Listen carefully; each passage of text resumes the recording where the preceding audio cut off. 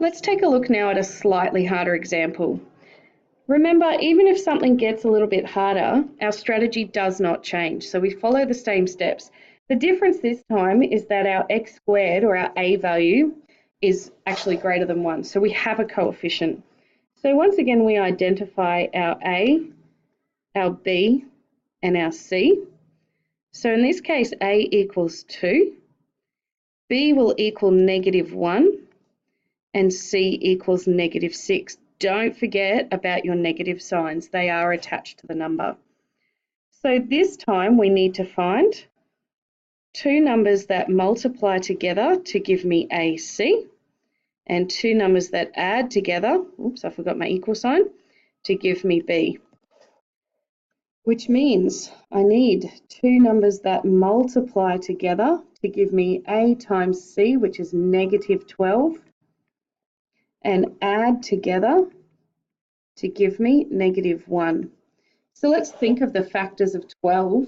We know to get -1, we're going to need, when we add, we're going to need factors that are pretty close to each other. So we know that the factors of 12 are 12 and 1, 6 and 2, 3 and 4. So it's likely going to be 3 and 4. Now we need to but we have a negative answer when we multiply as well, which means one will be positive, one will be negative.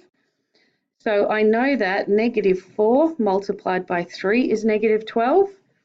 -4 plus 3 is -1.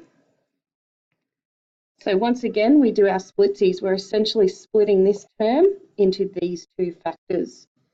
So now I've got 2x squared minus 4x plus 3x minus 6. Now we see if we can take a common factor out of these ones.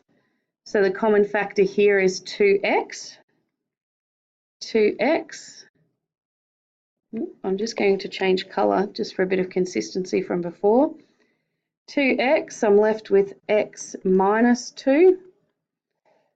Once again, when I factorise, when I take out a common factor, I should still get x minus 2. So I look here, I know that my common factor is 3. So I'm left with x minus 2. Yes, I'm on the right track, they are the same. So take out my common factor of x minus 2 and I'm left with 2x plus 3. And there is my final answer. Once again, you can check if you need to by expanding and making sure it matches your original answer.